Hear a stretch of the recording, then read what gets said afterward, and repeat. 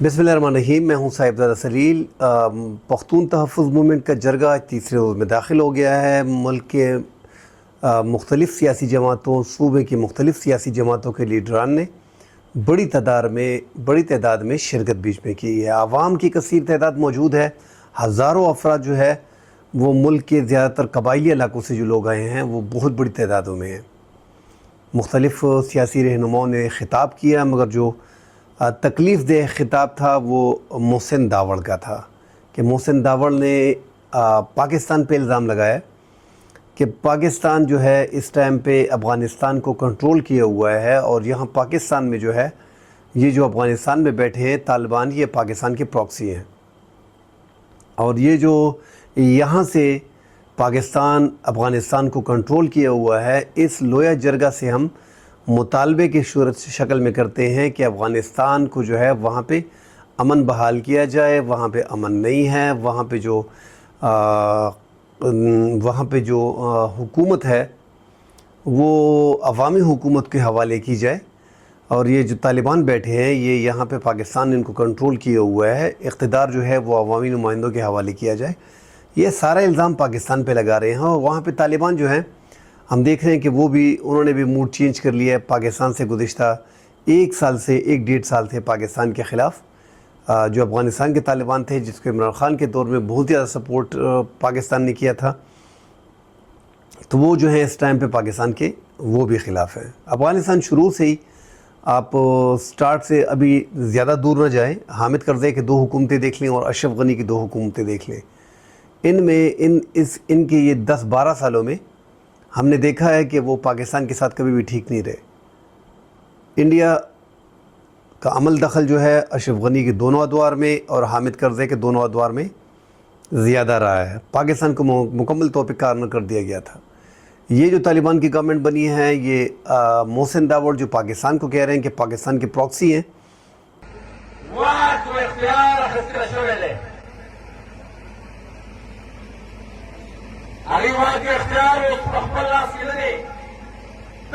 पाकिस्तान में असद अफगानिस्तान फैसले कई पूरा पाकिस्तान में अफगानिस्तान के स्टेबिलिटी नशी रखते अर्थम गलत खजवन नशी रहे अर्थम अमन नशी रख रहे अमन नशी रख रहे तो यो कल तजवीज़ आई जदागर गदा मुतालबा की जरूरी जरगे लगा रहे अफगानिस्तान के जमहूरियत का बेहतर बहाल लपारा دا جرگہ خپل سفارش وړاندې کړي او د افغانستان د اساسي قانون د بحالولو لپاره باید دا جرګه قرارداد دلته پاس کړي او دا د افغانستان د تاریخ دا د افغانستان د هویت او د هغې د ولس د واک او اختیار د ژوندي ساتلو او د هغې د افتخار د بهر د مالکي خیال چې پښتانه د دنیا په یو ګوټ کې هم خان د عزت اور احترام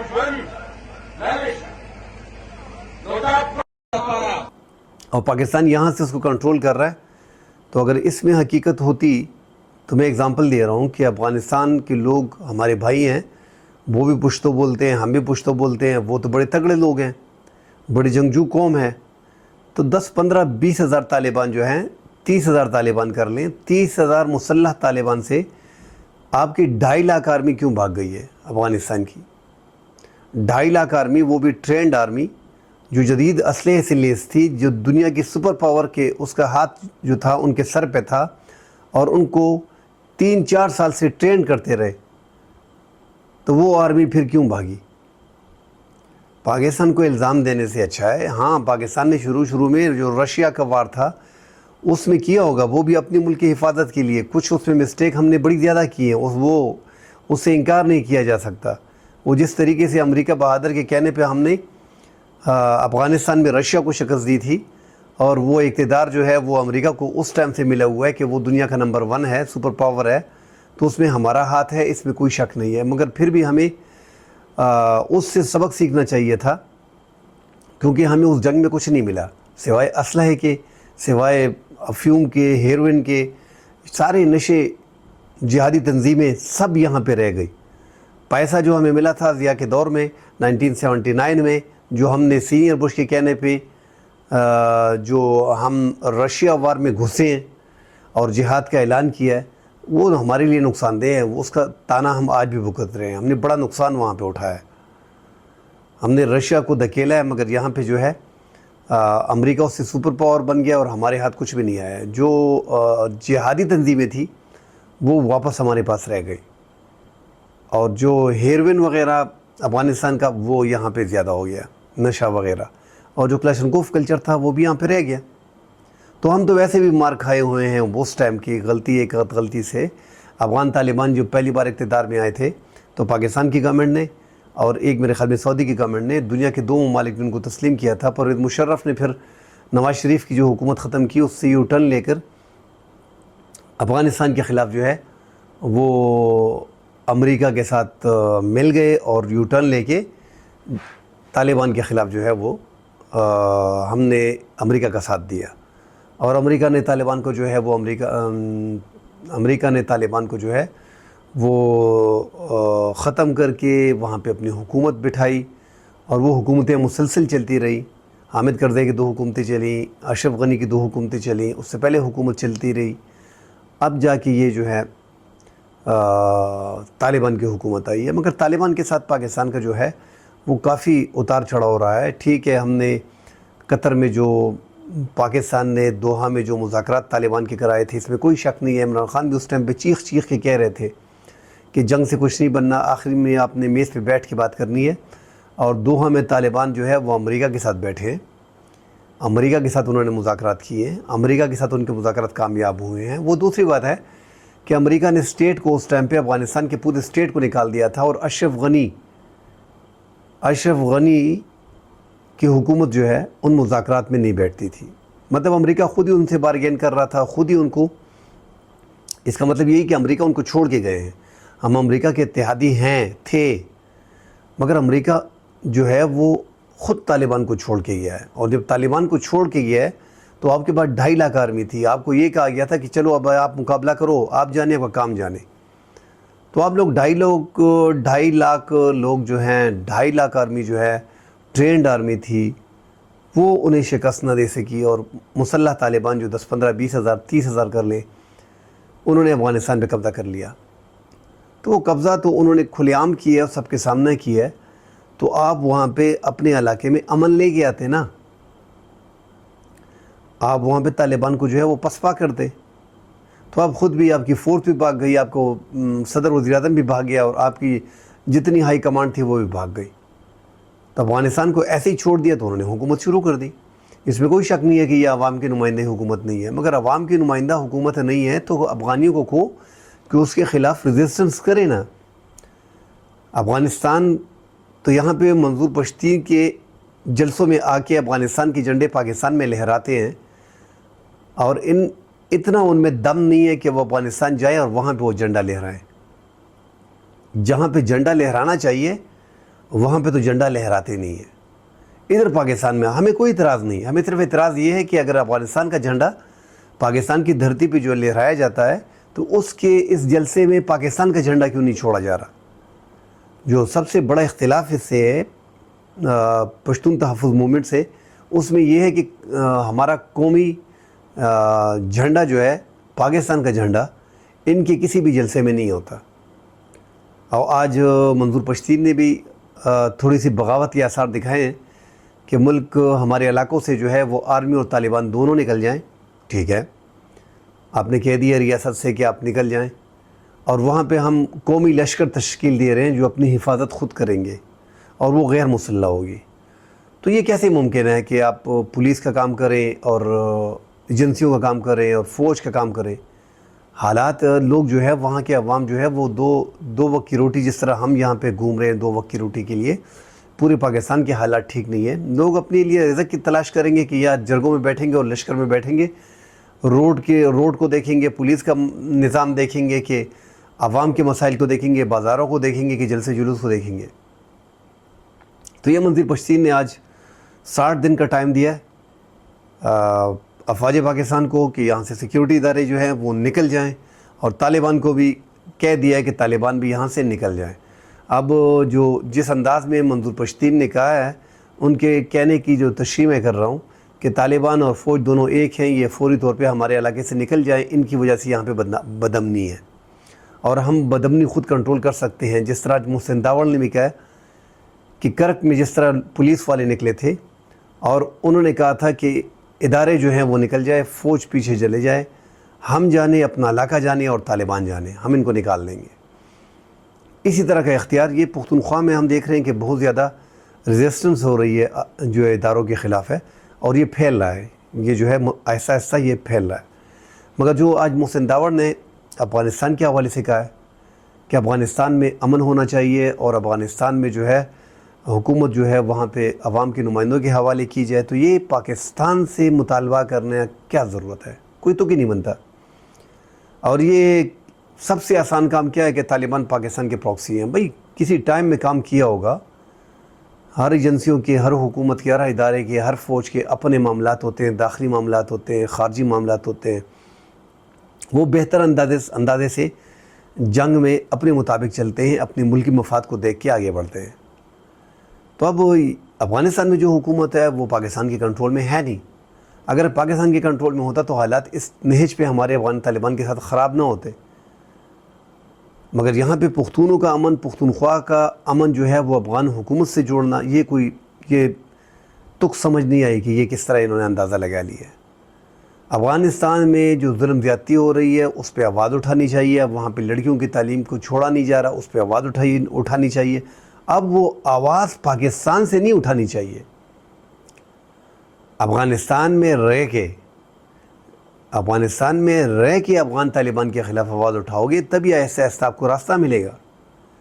آپ افغانستان سے ڈر کے بھاگ کے امریکہ میں، یورپ میں، ملک کے دیگر ممالک میں آپ چلے گئے ہیں افغانی سارے، اور وہاں بیٹھ کے پی ٹی ایم کی جتنے بھی ہیں مظاہرے اور جلسے اور جلوس اور یہ جو جرگہ ہے، اس کو بڑی بڑی اسکرینوں پہ دیکھنے سے اور یہاں پاکستان میں جھنڈے لہرانے سے کچھ نہیں ہوگا۔ اگر کچھ ہونا ہے تو یہی لوگ جو باہر بیٹھے اور پاکستان کے خلاف فرض سرائی کر رہے، ان لوگوں کو افغانستان اپنے ملک واپس جانا چاہیے اور یہ افغانستان کے جھنڈے وہاں پہ لہرا کے اپنے حقوق مانگنے چاہیے، اور طالبان کے خلاف ایز اے اپوزیشن جو ہے وہ اپنے ملک میں رہ کے جدوجہد کرنی چاہیے۔ اب وہ جدوجہد ایسے تو نہیں ہو سکتی کہ پاکستان میں ایک احتجاجی مظاہرہ ہے یا احتجاجی جرگہ ہے یا عوامی عدالت ہے پختون تحفظ موومنٹ کی، اور افغانستان کے جتنے بھی لوگ ہیں جو باہر ممالک میں ہیں وہ بڑی بڑی اسکرینوں پہ پشتون تحفظ موومنٹ جو پاکستان میں ہو رہا ہے، جو پشاور میں ہے جلسہ، اس کی کوریج جو ہے وہ کر رہے ہیں اور سپورٹ کر رہے ہیں، پاکستان مرد آباد کے نعرے لگا رہے ہیں۔ ایسے جو ہے افغانستان کبھی بھی آپ کے ہاتھ میں نہیں آئے گا۔ اور محسن داوڑ کو بھی میں کہہ رہا ہوں کہ ٹھیک ہے، ایک ملک ہمارا ہمسایہ پڑوسی ملک ہے، اس سے ہمدردی، بھائی چارہ، جو ہماری دوستی ہے، ہم سارے چونکہ افغان ہیں بقوم نسل سے اور یہاں پہ آئے ہوئے ہیں، یہاں پہ آباد ہیں، پاکستان میں آباد ہیں، تب یہ دو ملک ہیں۔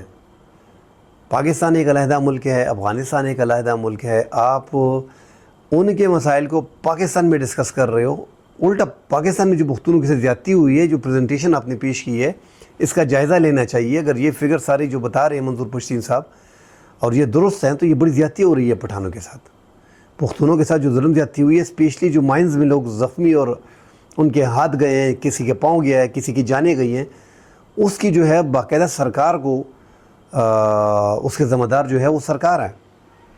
وہ سرکار کی رسپانسبلٹی تھی کہ جہاں پہ مائنز بچھائے جاتے ہیں پھر اس کو ایک طریقہ ہوتا ہے، پھر اس کو واپس نکالنا پڑتا ہے، تو یہ اگر نہیں نکالی گئی ہیں اور اتنی بڑی تعداد میں لوگ وہاں پہ جو زخمی ہیں، کسی کے ہاتھ اڑ گئے ہیں، کسی کے پاؤں اڑ گئے ہیں، کسی کا بازو اڑ گیا ہے، تو یہ بہت زیادتی ہے، شہید زیادہ بیچ میں ہو گئے ہیں، تو یہ جو ہے یہ ریاست کی ذمہ داری ہے اور اس کا سارا ذمہ دار جو ہے وہ ریاست ہے۔ اور جو زخمی اس ٹائم پہ ہیں، جو شہید ہیں، ان کی مالی مدد کرنی چاہیے، اور جو زخمی ہے بالکل ان کو سپورٹ مکمل طور پہ کرنا چاہیے کیونکہ ان کی زندگی ختم ہو گئی۔ تو پختونوں کے بڑے مسائل ہیں، ہزاروں افراد جو ہیں ہمارے جنگوں میں بغیر جنگوں کے مارے گئے ہیں، آپریشنز میں مارے گئے ہیں، امریکہ کی طرف سے ڈرونز اٹیک میں مارے گئے ہیں۔ تو ظلم زیادتی ہمارے پاس بہت ہوئی ہے، بہت زیادہ ہو رہی ہے، سٹل ہو رہی ہے، اس میں کوئی شک نہ شبہ، مگر اس کے لیے جو راستہ اپنانا ہے وہ آئین و قانون۔